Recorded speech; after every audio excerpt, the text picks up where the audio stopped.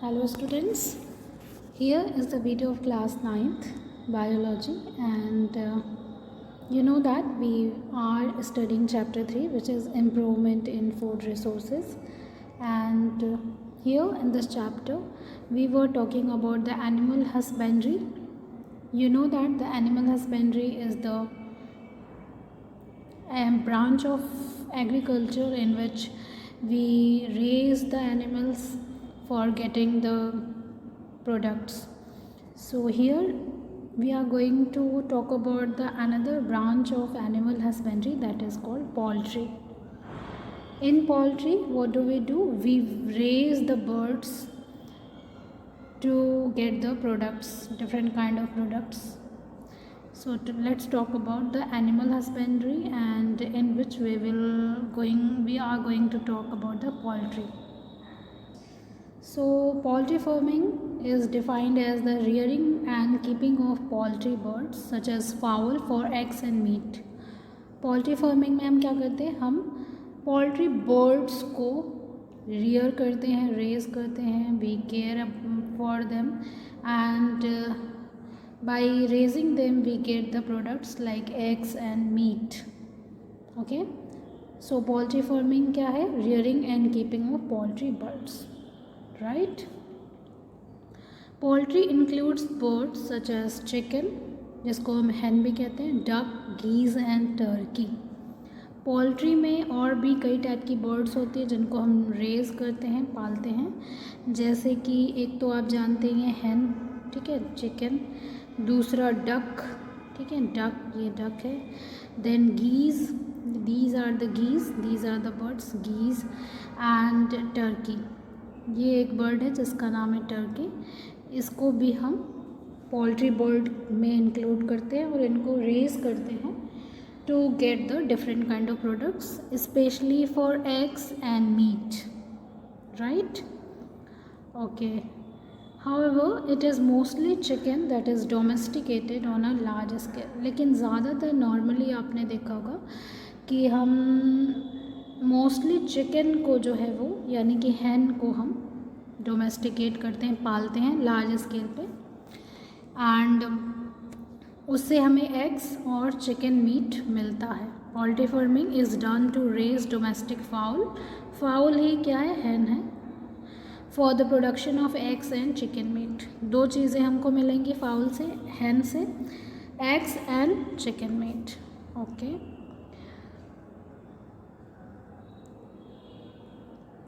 Eggs and meat obtain from birds a good source of nutrient.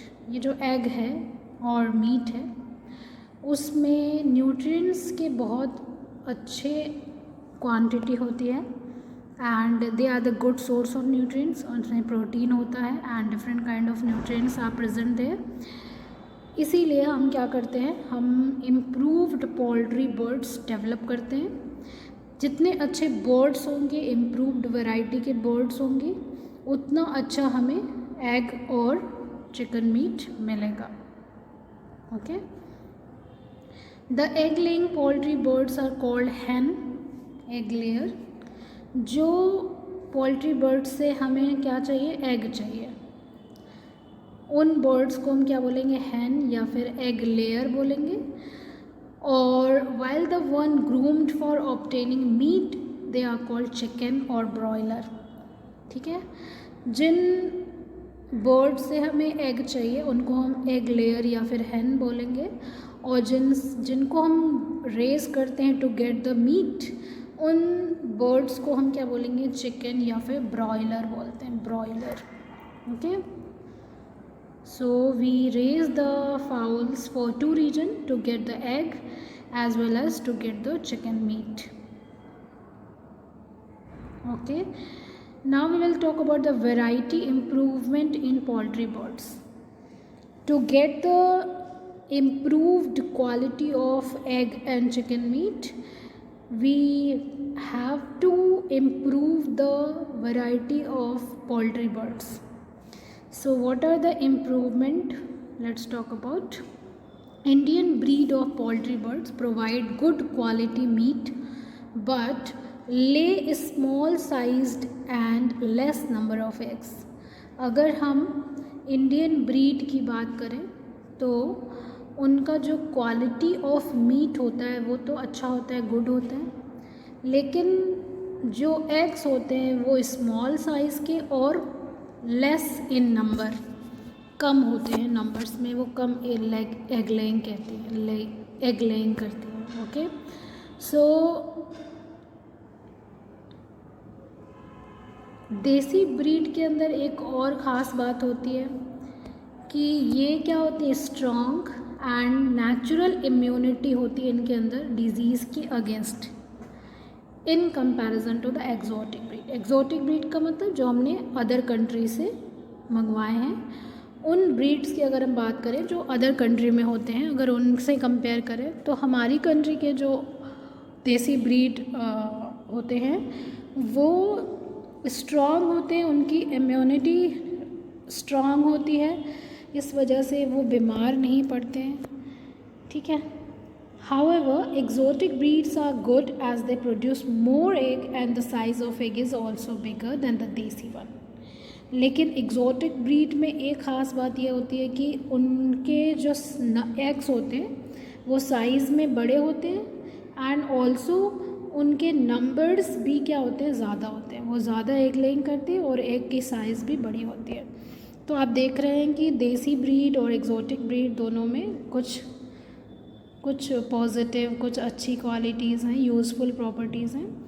और तो हम क्या कर सकते हैं कि हम एग्जॉटिक और देसी ब्रीड में हम इंटरब्रीडिंग कर सकते हैं और इससे improved quality of variety of breed हमें मिल सकती है। इंडिजिनस यानी कि देसी और exotic and upgraded breed of poultry birds को मेंशन किया गया है यहाँ पे। जैसे ये कुछ इंडिजिनस यानी कि देसी ब्रीड ऑफ पोल्ट्री बर्ड है, जैसे असील है, बसारा है, चिट्टागोंग है, गागुस है, ब्राह्मा है एंड कोचीन है। दीज आर द इंडिजिनस देसी ब्रीड ऑफ पोल्ट्री बर्ड।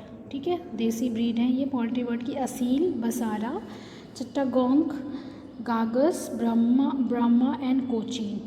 ठीक है, यहाँ पे आप देख सकते हैं कुछ फाउल्स हैं यहाँ पर पोल्ट्री ब्रीड है, जैसे green jungle fowl, grey jungle fowl, red jungle fowl, barred Plymouth, white leghorn. ठीक है, एग्जॉटिक ब्रीड की बात करें तो these are the breeds of poultry birds, exotic poultry birds, white leghorn, Rhode Island red, black Minorca, Plymouth and light Sussex. Upgraded breeds की अगर हम बात करें तो some improved varieties of poultry birds have been developed by the cross breeding the indigenous and foreign breeds of hen. ठीक है, improved variety कहाँ से आई, जब हमने क्रॉस ब्रीडिंग करवाई। ठीक है, क्रॉस ब्रीडिंग करवाई कौन कौन से ब्रीड के बीच में, इंडिजिनस एंड फॉरेन। ठीक है, जैसे फॉर एग्जांपल असील और लेगहॉर्न, इन दोनों के बीच हमने क्रॉस ब्रीडिंग करवाई तो उससे हमें इम्प्रूव्ड ब्रीड मिली। ठीक है, जो इसके अंदर अच्छी गुड क्वालिटी थी, यूज़फुल क्वालिटी, और जो इसके अंदर यूज़फुल क्वालिटी थी, वो दोनों की क्रॉस ब्रीडिंग से जो नेक्स्ट प्रोजेनी हमको मिलेगी, जो नेक्स्ट ऑफ स्प्रिंग मिलेगा, उसमें दोनों की जो अच्छी प्रॉपर्टी हैं, क्वालिटी हैं, वो आ जाएंगी। ठीक है, क्रॉस ब्रीडिंग हम यूज़ करते हैं to improve the variety. Some of the improved high yielding variety of poultry birds are B77, ILS 82 and HH 260। ये B77 है। ठीक है, this is the improved high yielding variety of poultry bird. ठीक है, तो ये जो है इसके अंदर हाई यील्डिंग क्वालिटी है, प्रॉपर्टी है, और ये हमने क्रॉस ब्रीडिंग करवाकर डेवलप किया है between the exotic and indigenous breed. Exotic means क्या होता है, एग्जॉटिक का मतलब होता है जो ब्रीड हमने फॉरेन कंट्री से इंपोर्ट किया है, यानी कि वो हमारा नेटिव नहीं है। ठीक है, हमारा इंडिया का नहीं है, इट इज़ आउटसाइडर, तो उसको हम एग्जॉटिक बोलते हैं। और इंडिजिनस का मतलब होता है which is native to our country, जो हमारी कंट्री में प्रेजेंट है, जो हमारी कंट्री का नेटिव है, पाया जाता है, उसको हम इंडिजिनस बोलते हैं। तो इंडिजिनस और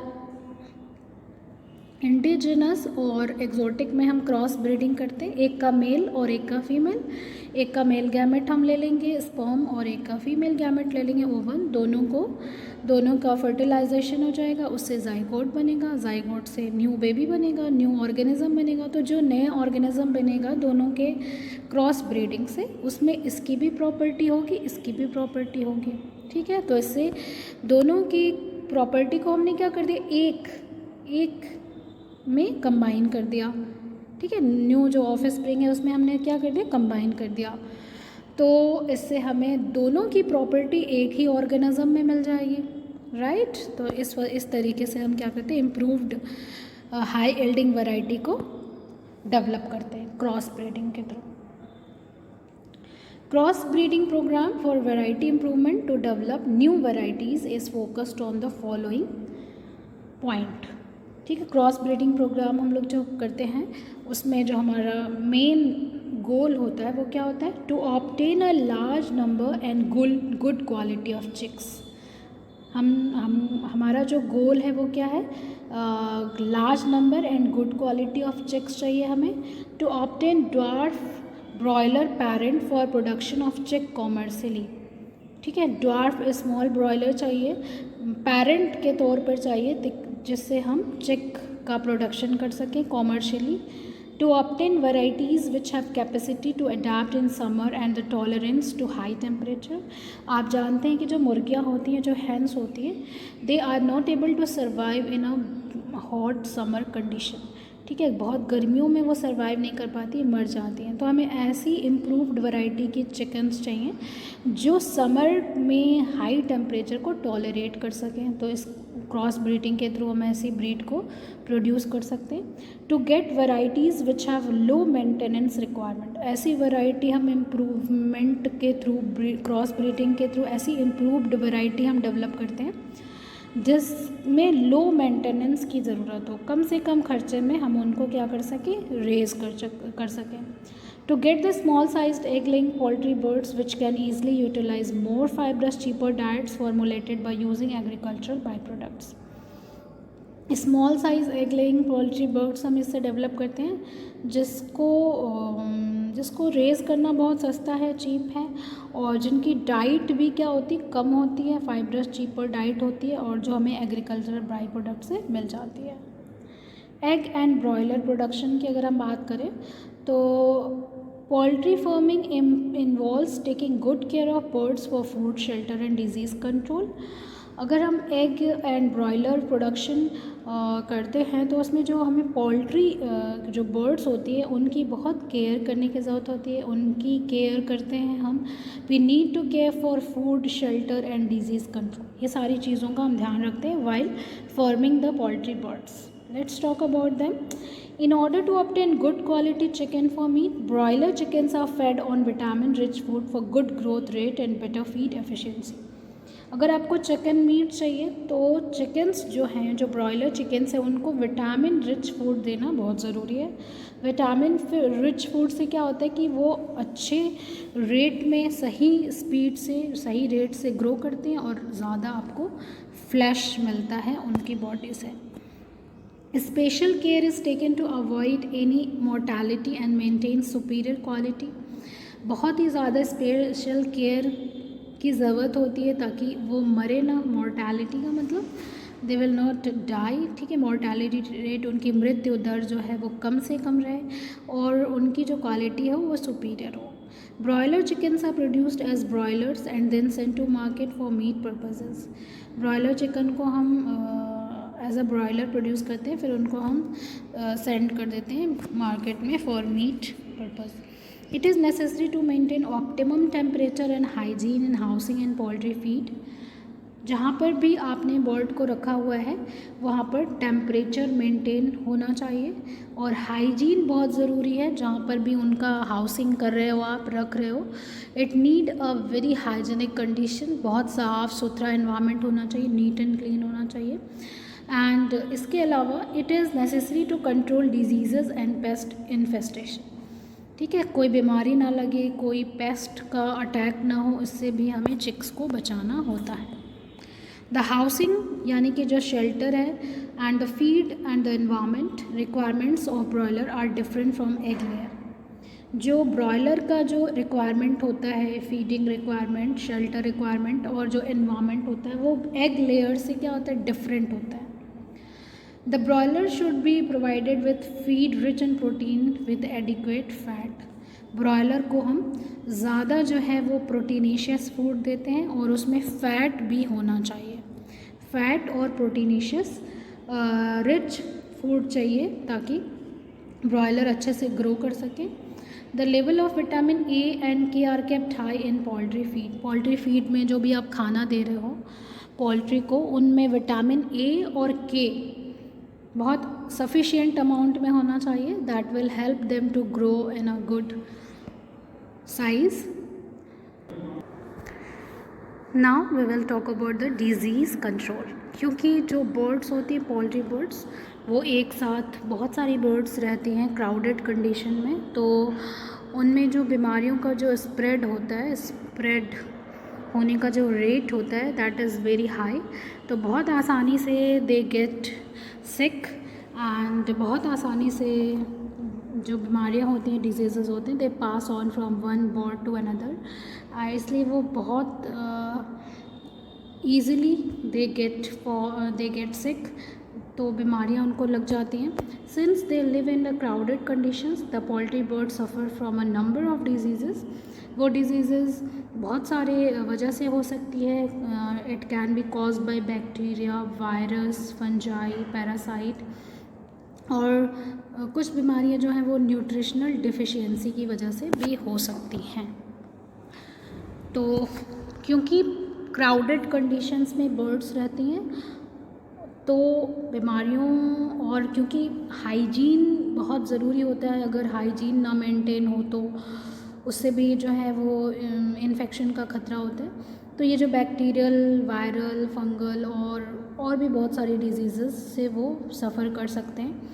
तो that's very necessary to maintain the hygienic condition where ever they live. जहाँ कहीं भी वो रहते हैं वहाँ पे हाइजीनिक कंडीशन मेंटेन करना बहुत ज़रूरी है। एंड ऑल्सो कोई भी न्यूट्रिशनल डेफिशिएंसी ना हो, ये भी ध्यान रखने की ज़रूरत है। और जो बीमारियाँ वायरल एंड फंगल, पैरासिटिक, इस तरीके से माइक्रो ऑर्गेनिज़म्स के थ्रू होती हैं, उनके लिए प्रिवेंटिव मेज़र लेना बहुत ज़रूरी है, बहुत प्रिकॉशंस लेने बहुत ज़रूरी है। उसके लिए proper cleaning, regular cleaning, sanitation, spraying of disinfectants at regular interval and proper feed and vaccination, ये सारी चीज़ों की बहुत ज़रूरत है। डिज़ीज़ से बचाने के लिए, बीमारियों से बचाने के लिए it is very necessary to take the preventive measures, जैसे कि प्रॉपर क्लीनिंग, साफ़ सफाई, रेगुलरली, प्रॉपरली, बहुत अच्छे से थॉरोली क्लीनिंग करने की ज़रूरत है। जहाँ कहीं भी बर्ड्स जो हैं वो रेज़ की जा रही है उस जगह पे, और बर्ड्स को and everything.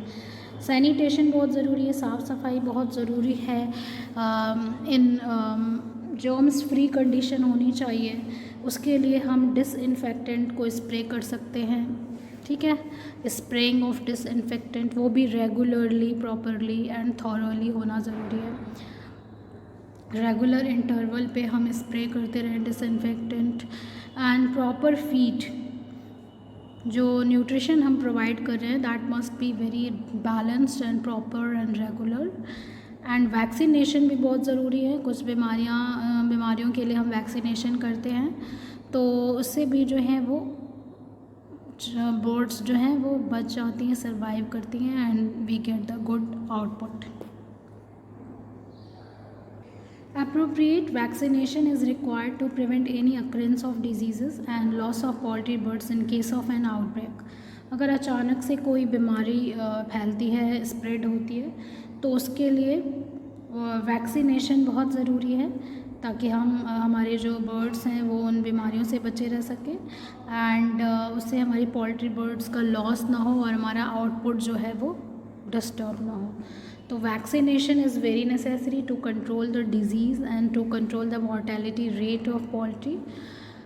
And so by keeping these things in our mind and by following all these points, we can raise the birds on a large scale, and we can get the good quality of product as well as the maximum outcome. So that's all for this video. Till then, thank you. Have a nice day.